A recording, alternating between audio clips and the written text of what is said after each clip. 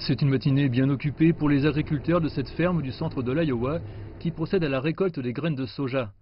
Ron Heck est un fermier de la 6e génération. Selon lui, les temps sont durs pour son industrie. L'année dernière, le prix des graines de soja est descendu sous son coût de production. La raison en est l'imposition par l'administration Trump de droits de douane sur les produits chinois cet été, qui a été suivi par une réponse tarifaire de la Chine sur les produits américains, dont les graines de soja. Malgré la situation, Heck demeure loyal au président Trump et à sa politique commerciale actuelle. C'est une bénédiction d'avoir un président qui parle d'agriculture et veuille faire quelque chose pour nous représenter. Trump gère la situation comme un homme d'affaires et nous sommes tous des hommes d'affaires.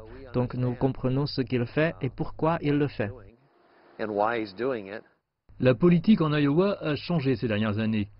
C'est ici que le démocrate Barack Obama a proclamé sa victoire en 2008 et 2012. Depuis, non seulement Donald Trump a remporté la course présidentielle en 2016, mais l'Iowa compte désormais son second siège républicain au Sénat, est passé de 3 à 4 sièges républicains à la Chambre et a maintenu un contrôle républicain sur le bureau du gouverneur. Dave Struthers est fermier à Maxwell, il ne voit pas de raison valable de changer de route. Je veux vraiment voir des plans. Si quelqu'un d'autre a un plan et que ce plan est bon, ça me va. Je pourrais m'y conformer. Mais il faudra du temps et je n'ai rien entendu de personne. J'ai juste entendu des noms et vu des doigts pointés. Donc l'écart, c'est l'heure de se bouger. Souvenez-vous de qui vous êtes, c'est l'Amérique. On peut tout faire, reprenez-le. Mais les démocrates tentent de regagner du terrain avec l'ancien vice-président Joe Biden qui a rejoint la campagne. Brianne Pfannenstiel est reporter de la rubrique politique du Des Moines Register. Elle prédit quelques victoires au sein de l'État pour les démocrates, mais les agriculteurs restent en faveur des républicains.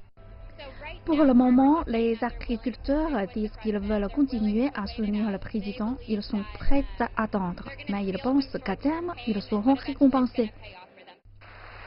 Mais d'autres disent que dans l'État de l'Iowa, beaucoup sont à bout. Beaucoup de gens espéraient que Trump aurait un impact positif sur l'industrie agricole. Mais je pense que maintenant, ils constatent qu'avec le droit de douane, leur récolte ne rapporte pas autant que prévu. Je pense que dans l'ensemble, les Américains ne sont pas satisfaits de la direction que prend notre pays.